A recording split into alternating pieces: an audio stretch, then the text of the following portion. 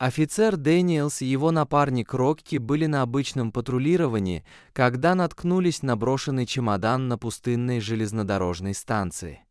Когда натренированный нос Рокки нацелился на скромный багаж, офицер Дэниелс не мог отделаться от ощущения, что что-то ужасно не так. Офицер Дэниелс понял, что что-то случилось, когда почувствовал, как его верный напарник Рокки изо всех сил натянул поводок. Собака отреагировала бы так, только если бы обнаружила что-то очень серьезное.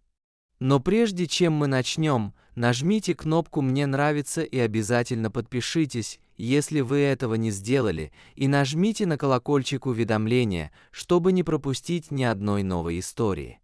Офицер Дэниел позволил Рокки идти впереди, но он был немного сбит с толку, не понимая, куда направляется собака. Но прямо сейчас Рокки тянул его в центральную зону ожидания. И, конечно же, в этом районе не было ни одного человека, чьи глаза не были бы устремлены на Дэниела и Рокки, когда они вбежали в зону ожидания. Вскоре после этого Дэниел, наконец, увидел, на что Рокки так сильно отреагировал. Это не могло быть к добру. Вдалеке он отчетливо видел очень большой чемодан, лежащий на земле. Что-то здесь было не так. Было ясно, что этот чемодан был целью погони Рокки. Он лишь коротко обнюхал его, прежде чем сделать пару шагов назад и сесть. Это был плохой знак, так как Рокки был обучен держаться поближе к своей находке и начинать лаять. Поскольку у чемодана не было владельца, а Рокки так бурно реагировал на это, ему нужно было составить протокол. Он быстро вызвал подкрепление из других сотрудников службы безопасности и начал устанавливать периметр вокруг чемодана. Новость о подозрительном желтом чемодане начала распространяться по аэропорту со скоростью лесного пожара. Им нужно было убедиться, что они не имеют дела с каким-либо взрывчатым веществом. Нажмите, чтобы скопировать в буфер обмена. Рокки подавал противоречивые сигналы, что очень затрудняло их оценку. Дэниелу предстояло принять важное решение. Вдалеке громкие сирены возвестили о прибытии саперов. Команда начала распаковывать множество специализированного оборудования, от роботов до защитных костюмов. Разговоры шепотом наполняли воздух, пока пассажиры пытались понять, что происходит. Их беспокойство было ощутимым, поскольку судьба терминала висела на волоске. Было принято решение приостановить все вылетающие рейсы. Объявление вызвало шок в толпе, многие из которых уже сидели в ожидании взлета. С точностью и осторожностью саперы разместили чемодан для рентгеновского сканирования. Их движения были обдуманными и отработанными. Когда на их мониторе появились первые изображения, над командой сгустилось облако неуверенности. Результаты, далекие от ожидаемых, были загадочными и не дали четкой картины потенциальной угрозы внутри. Рентгеновский снимок выявил странную форму чемодана, нетипичной одежды и туалетных принадлежностей путешественника, ни зловещих очертаний известных взрывчатых веществ. Стремясь внести ясность, ведущий техник саперного отряда обратился к офицеру Дэниелсу, надеясь получить представление о реакции Рокки. Они обсудили дрессировку пса, его послужной список и специфическое поведение, которое он проявлял при обращении с чемоданом. Вместе они попытались согласовать сигналы бедствия собаки с неоднозначными результатами рентгеновского снимка. Учитывая противоречивую информацию, неоспоримое расстройство Рокки и неубедительные результаты рентгена, решение было принято. Они будут ждать в командном центре службы безопасности. Многочисленные экраны мерцали, когда офицеры перематывали и ускоряли перемотку многочасовой видеозаписи. Их внимание было сосредоточено на происхождении таинственного чемодана.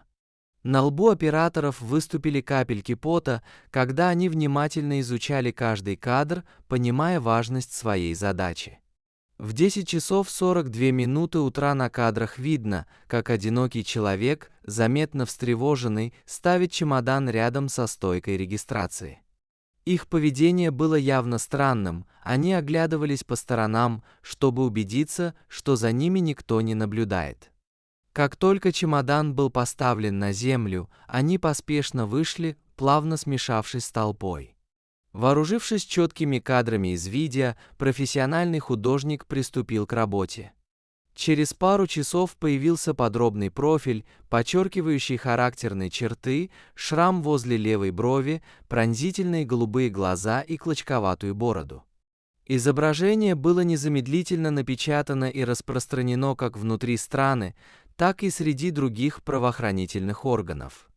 Охота продолжалась. В разгар хаоса зазвонила горячая линия службы безопасности. Голос на другом конце был искаженным, почти механическим. «Чемодан — всего лишь приманка», — проскрежетал голос. «Смотрите дальше очевидного». Прежде чем можно было ответить на какие-либо вопросы, связь прервалась. В комнате повисла тяжелая тишина, ощущалась тяжесть последствий. Дэниел, проинформированный об анонимном сообщении, почувствовал, как у него в животе завязался узел.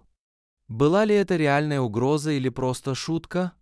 В разгар напряженности, не желая рисковать, Дэниел отдал приказ об эвакуации другого терминала.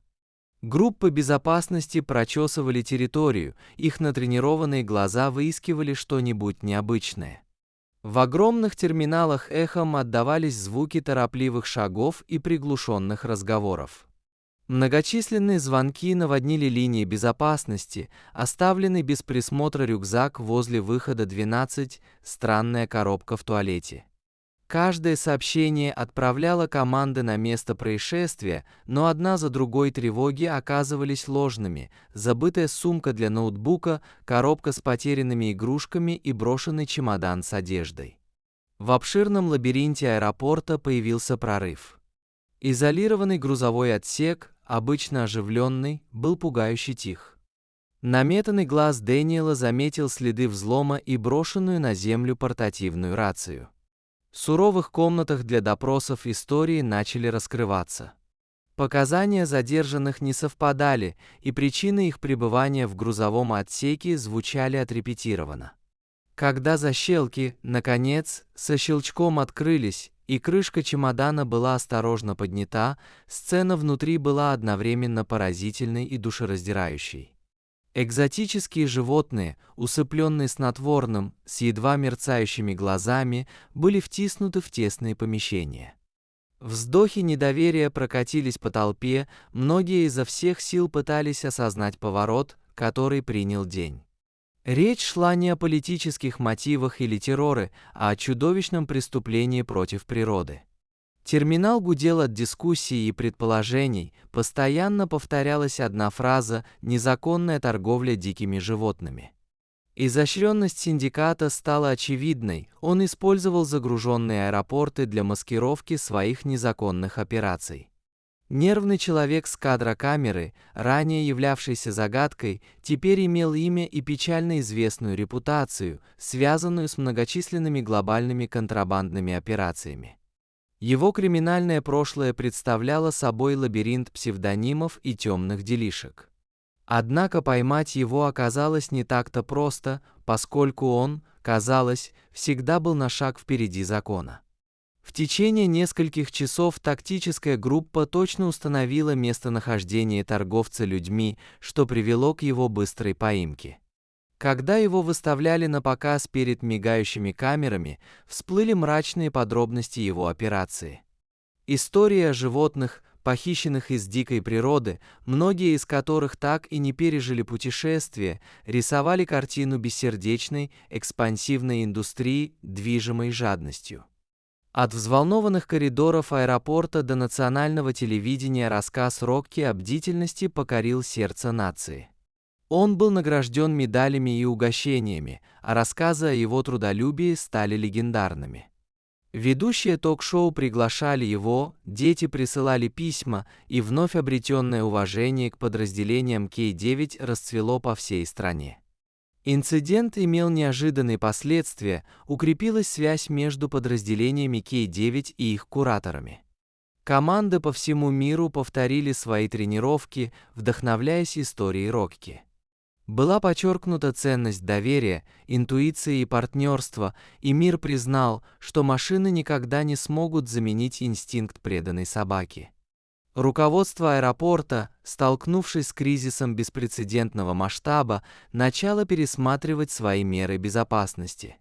Были введены новые протоколы, в которых особое внимание уделяется тщательным проверкам, особенно в отношении оставленного без присмотра багажа.